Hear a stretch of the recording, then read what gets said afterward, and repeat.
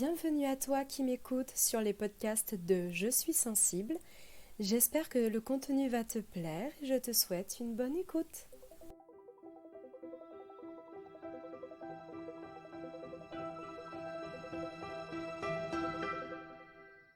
Hello mes papillons. Écoutez, aujourd'hui c'est un podcast un peu particulier pour moi parce que je le fais en direct de mon bain. Je vais vous expliquer dans quelques instants pourquoi. Mais d'abord, je vais vous faire un petit point sur ma situation, ma santé. Récemment, j'ai repassé des examens, j'ai revu mon rhumatologue. On a fait un peu le point sur tous les résultats que j'avais. Donc j'ai repassé une IRM de ce qu'il appelle les sacro-iliaques. C'est une zone au niveau du bassin. Je suis incapable de vous dire exactement ce que c'est. J'ai dû repasser des prises de sang pour refaire un bilan intégral en fait de tout ce qui se passe dans mon corps au niveau des plaquettes, au niveau des reins, au niveau du foie, au niveau des vitamines, etc., etc. Et je l'ai revu, mon rhumatologue, la semaine dernière. Et comment vous expliquer En fait, au début, je pensais qu'il me faisait tous les examens pour bien définir que c'était la fibromyalgie, et, parce que c'est une maladie un petit peu, pas fantôme, mais il y a tellement de symptômes que la fibromyalgie, en fait, est vraiment spécifique à chaque personne. Et donc, pour bien le déclarer auprès de l'assurance maladie et faire une démarche auprès de la MDPH, la Maison des personnes handicapées, il faut vraiment que j'ai un dossier quand même assez conséquent, prouvant réellement de A à Z que bah oui, je suis malade et c'est bien la fibromyalgie parce que si, parce que ça, voilà les examens et tout ça. Et je suis un peu tombée des nues parce que il a regardé mes résultats, il me dit bon bah effectivement c'est bien ce que je pensais. Et j'ai dit donc c'est la fibromyalgie. Il me dit non. Pour lui c'est pas ça, pour lui c'est la spondyloarthrite ankylosante. Et moi cette maladie je la connais, j'en ai déjà entendu parler et ça me fait peur parce que il y a quelques années j'étais amie avec une personne que je connaissais depuis très très longtemps qui m'était extrêmement chère. Et on lui avait justement diagnostiqué cette maladie. Et en fait, quand j'allais la voir, elle était vraiment pas en forme. Elle m'expliquait que le traitement était très lourd, qu'ils avaient testé des médicaments, que rien ne lui faisait effet et que malheureusement, elle était passée au traitement le plus lourd, c'est-à-dire des piqûres quasiment tous les mois. Alors je sais plus à quelle fréquence, mais je sais que c'était tous les mois. Et qu'à chaque fois qu'elle se faisait faire la piqûre pendant plusieurs jours, elle était extrêmement mal, qu'elle se retrouvait immunodéprimée, donc c'est-à-dire que son système immunitaire était extrêmement affaibli. Et elle me disait qu'effectivement elle avait des énormes douleurs, que parfois elle dormait pas, qu'elle était obligée de prendre du CBD pour se calmer. Et c'est ça, c'était il y a 5 ans. Bon, actuellement, la vie a fait que elle a déménagé et on se voit plus. Donc, je ne sais pas au niveau de son traitement où ça en est, mais en tout cas, moi, j'ai cette image-là de la maladie où je vais devoir faire des piqûres alors que j'ai déjà eu un traitement à base de piqûres quand j'étais petite. Je me faisais piquer tous les jours et franchement, c'était absolument pas agréable. Et si je pouvais éviter de refaire ça, ne serait-ce que de me faire piquer une fois par mois et être malade juste après, ça m'arrangerait bien. Donc je suis un peu tombée des nues, j'en ai pleuré et le rhumatologue m'a expliqué que concrètement il valait mieux avoir une spondylarthrite ankylosante plutôt qu'une fibromyalgie parce que c'était mieux pris en charge par les médicaments, que la maladie était beaucoup plus reconnue et qu'en plus de ça les médecins, le fait que ce soit une maladie entre guillemets visible et que ça soit lié, que ça ressemble à de l'arthrose et à de l'arthrite, pour le coup il y a des médicaments un peu plus adaptés. On va aller travailler en profondeur plutôt que de soulager que les symptômes. Alors qu'avec la fibromyalgie, ne sachons pas encore d'où ça vient, ce qui la provoque et qu'il y a plein de symptômes. Mais pour le coup, ça va être des médicaments extrêmement différents pour soulager les symptômes et pas pour soigner la maladie. Donc je vais vous lire la définition que j'ai trouvée sur amélie.fr. Je la trouve assez globale. La spondyloarthrite ankylosante est une maladie inflammatoire articulaire chronique caractérisée par une atteinte du squelette axial, c'est-à-dire la colonne vertébrale et les articulations sacro-iliaques du bassin. Elle se manifeste par des crises douloureuses alternant avec des périodes d'accalmie. Après de nombreuses années, cette affection peut évoluer vers un enraidissement des zones touchées, d'où le fait qu'on l'appelle ankylose ankylosante. Grâce à une prise en charge précoce des patients, cette évolution est devenue rare aujourd'hui. Voilà, donc en fait, c'est pas pas très glorieux, hein, j'ai envie de dire, au niveau de ce qui est dit à la fin. Il y a une possibilité d'un enraidissement de la colonne vertébrale, des articulations, etc., etc. Et j'avoue qu'actuellement, alors, c'est pas ce que je ressens. Je suis dans une phase, comme ils disent, de crise douloureuse. C'est assez particulier parce que j'ai changé mon traitement. Donc j'avais pris du tramadol parce qu'on pensait que c'était la fibromyalgie.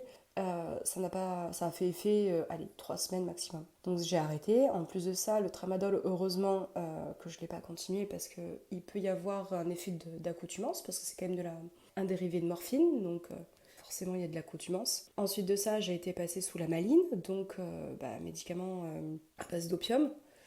Le médicament au début me faisait effet, j'étais contente, j'avais l'impression que ça calmait beaucoup de choses, que ça y est, youpi, j'avais trouvé ce qu'il fallait, tant pis, je prends de l'opium, mais ça me calme. Au bout d'un mois, 3 semaines, un mois, pareil, plus d'effet.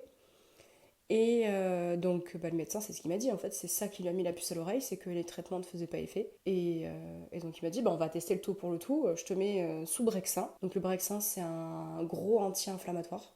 Il a été obligé de me donner des IPP, donc ce sont des médicaments, notamment l'inexium, les oméprazole et tout ça, pour protéger un peu l'estomac, la paroi intestinale et tout ça. Enfin, en tout cas, éviter tout ce qui va être brûlure d'estomac, etc. Parce que, ayant un syndrome de l'intestin irritable, parce que je fais pas les choses à moitié, prendre des anti-inflammatoires, en fait, ça me bousille les intestins et ça me fait extrêmement mal. Donc le Brexin, effectivement, fait effet. Il fait effet, mais actuellement, en fait, il me fait tellement mal aux intestins que je fais une crise inflammatoire au niveau des intestins. Donc du coup, ça devient compliqué de gérer les deux en même temps. Donc ça me donne le matin, comme d'habitude, des enraidissements. Je me lève, j'ai l'impression d'être complètement courbaturée. Donc je fais mes petits exercices de yoga, tout ça. C'est un peu compliqué. Là, actuellement, avec le temps qu'il fait, c'est...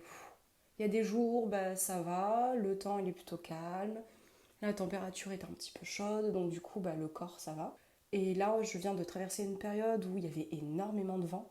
Le vent était très froid, il faisait humide. J'avais l'impression que la pression atmosphérique, justement, était très lourde. Et là, j'ai l'impression de peser 100 kilos. Je suis une petite vieille, j'ai du mal à bouger, ça me tire dans le dos, ça me tire dans les genoux, ça me tire dans les coudes. Je sens que je suis extrêmement fatiguée. La moindre chose me demande un effort, mais considérable.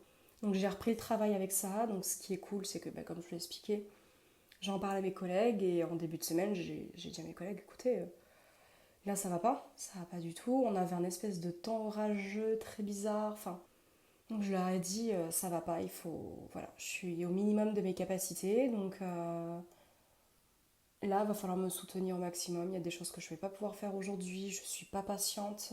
J'ai très mal partout. J'ai mal au crâne. Bon, voilà. Ça a été ça toute la semaine. Donc ça a été extrêmement compliqué pour moi. Et le jeudi soir, je sais absolument pas ce qui s'est passé. C'est pas la première fois que ça m'arrive. Et au début, j'avais lié ça au fait que j'ai attrapé le Covid. Et je me rends compte que non, en fait, c'était pas un symptôme du Covid. Ou alors, ça a été aggravé.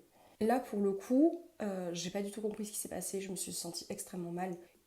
Et mon moral en a pris un coup parce que je me suis dit merde, si ça m'arrive toutes les 3 semaines, tous les mois, je vais pas le supporter. Il s'est avéré qu'en fait, je me suis retrouvée à avoir la sensation d'être gelée de l'intérieur.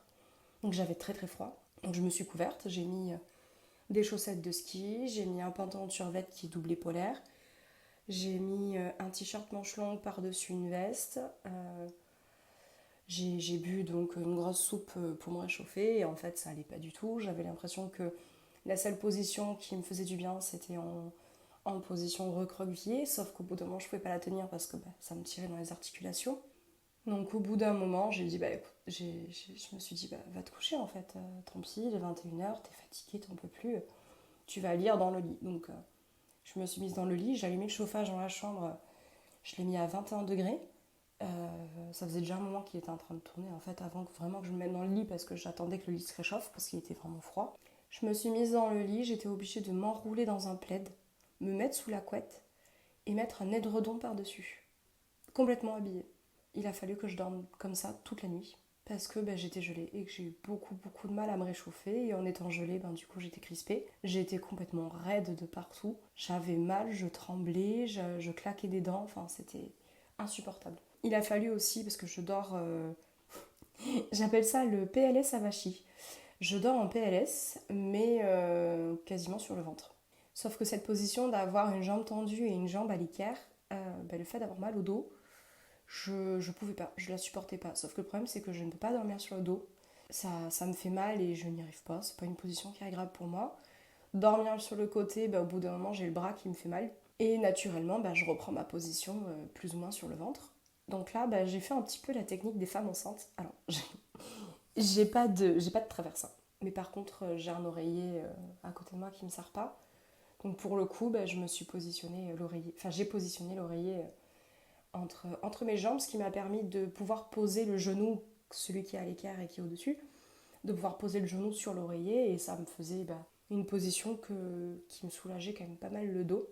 Donc j'ai dormi toute la nuit comme ça, à moitié recroquevillée et j'ai eu, je dirais pas que j'ai eu chaud, mais j'étais bien. J'ai fini par être bien au bout d'un moment, donc je me suis endormie. Mais je veux dire, j'ai pas transpiré de la nuit, quoi. Normalement, ce genre de truc, au bout de 2 heures, j'ai besoin de me déshabiller parce que j'ai chaud. C'est juste vers 5 heures du matin où j'ai enlevé les chaussettes parce qu'au bout d'un moment, je les supportais plus. Mais j'ai dormi enroulée dans le plaid, sous la couette, sous les dredons, avec une chambre, avec le chauffage à 21 degrés. Et le matin, je me suis réveillée au niveau des douleurs, j'étais moins courbaturée, mais j'avais quand même la sensation d'être raide au niveau des genoux et un petit peu le bas du dos. Et j'avais plus froid. Mais par contre, j'étais fatiguée, fatiguée, fatiguée. Et là, la grosse question, c'est mais je fais quoi? Je vais travailler dans cet état, en étant dans le bruit constamment, à être tout le temps quasiment dans le mouvement. Est-ce que je me sens de le faire? Et après, là, j'ai calculé, je me suis dit, mais le problème, c'est que j'ai fait quand même beaucoup d'arrêts maladie cette année à cause de ça. J'ai quand même eu, il y a quelques mois, 2 mois et demi d'arrêt parce que j'étais en énorme crise et que personne ne savait ce que j'avais à la base. Le problème, c'est que, en fait, l'arrêt maladie, l'assurance maladie, quand tu fais plus de 3 mois consécutifs, enfin pas consécutifs, quand tu fais en cumulé 3 mois d'arrêt maladie dans l'année, eux, ils te payent, voilà, ils réduisent les indemnités qu'ils te donnent. Et ça, je trouve ça juste hallucinant. Ok, il y a des personnes peut-être qui abusent peut-être des arrêts maladie. Le seul problème, c'est que quand tu as un arrêt maladie où il y a marqué lombalgie, syndrome dépressif, et qu'est-ce que j'ai vu la dernière fois c'était tendinite des genoux, tendinite des bras, crise inflammatoire. Je sais pas, au bout d'un moment, les mecs qui lisent les arrêts maladie, ils vont pas te dire oh, elle fait exprès. Ben non, en fait, c'est quand même un médecin qui me diagnostique. Mon médecin, il est quand même assez réglo. Déjà, ce sont pas des arrêts abusifs non plus. Donc c'est ça qui m'énerve, c'est que je me dis, des fois j'ai envie de me mettre en arrêt parce que ça va pas, mais j'ai pas encore la déclaration que je suis en spondyloarthrite ankylosante, et en même temps, j'en ai besoin. Il y a des moments, j'ai besoin de me mettre en pause parce que je suis en crise et que ça fait quand même des mois que ça passe pas. Et donc, maintenant, je vais vous expliquer pourquoi je suis dans le bain. Du coup, je suis pas bien du tout, j'ai très mal partout. Et ma naturopathe m'avait dit que si j'avais pas la possibilité d'aller régulièrement faire des saunas ou des hammams, parce que ça permettrait de détoxifier le corps et sortir en fait toutes les toxines qui font aussi les crises, inflammatoires, il est important de faire des bains. Donc pas forcément tous les jours, hein, faut pas abuser. Puis moi, au niveau écologie, je refuse. Du coup, j'essaie de faire peut-être un bain par mois. Le seul problème, c'est que j'ai pas de bain chez moi. Donc, il faut que j'aille squatter chez mes parents. Et donc, je fais un bain. Normalement, je mets l'eau très très chaude, mais là, aujourd'hui, je sentais que ça irait pas. Donc, j'ai fait un bain. Bon, alors, j'ai l'habitude de la chaleur. Je prends des douches brûlantes. Donc, quand je dis plus ou moins tiède pour moi, je pense que c'est quand même chaud pour les gens. Et dedans, j'ai mis, mélangé au gel douche, j'ai mis des huiles essentielles. Donc j'ai mis des gouttes de lavande fine, des gouttes de Golteri, parce que les deux, du coup, permettent une détente du corps. La Golteri, voilà, travaille sur aussi la détente des articulations et la douleur. Donc la lavande, c'est aussi le même principe, ça détend, ça travaille justement sur la relaxation autant du mental que du corps. Et j'ai rajouté une petite huile essentielle que je surkiffe, notamment au niveau de l'odeur, c'est l'ylang ylang. L'ylang ylang, je sais pas pourquoi, moi je l'associe à l'odeur du monoï, je trouve que ça se ressemble au niveau de la fleur de tiare. Et c'est une huile essentielle qui me fait voyager. Elle me fait voyager, elle me permet de me détendre Et c'est une odeur vraiment exotique, ça sent le soleil et du coup ça me donne une impression encore plus de chaleur dans le bain. Donc voilà, donc je profite de ce moment de détente et il y a 2 mois j'avais fait un bain avec exactement la même façon. Et j'étais restée 1 heure dedans et alors le reste de la journée, mais je me sentais légère, légère. Donc c'est pour ça, là j'espère que ça va faire exactement le même effet parce que ce soir j'ai les 18 ans de mon filleul. Non mais c'est un truc de fou. Donc il va falloir quand même que je sois assez en forme pour supporter la soirée et pas dire aux gens à 23h je rentre chez moi parce que ça va pas. J'ai envie de profiter de ces 18 ans, c'est quand même assez exceptionnel. Mon petit chéri, il a grandi, c'est un truc de fou. J'espère que je vous ai pas trop assommé avec toutes ces informations. J'avoue que moi je suis complètement à l'ouest.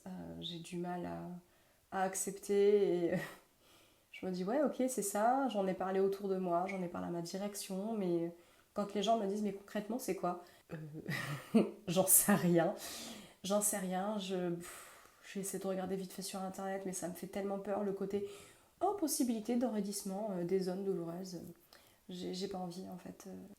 Donc voilà, donc ça promet des jours heureux et là concrètement j'espère que les anti-inflammatoires vont être suffisants mais je crains que non puisque ça fait 3 semaines que je les prends et j'ai l'impression de sentir le bout du bout.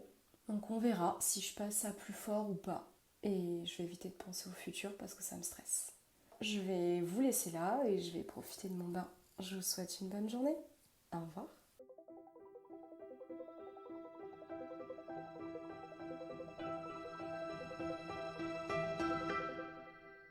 Je te remercie sincèrement pour ton attention.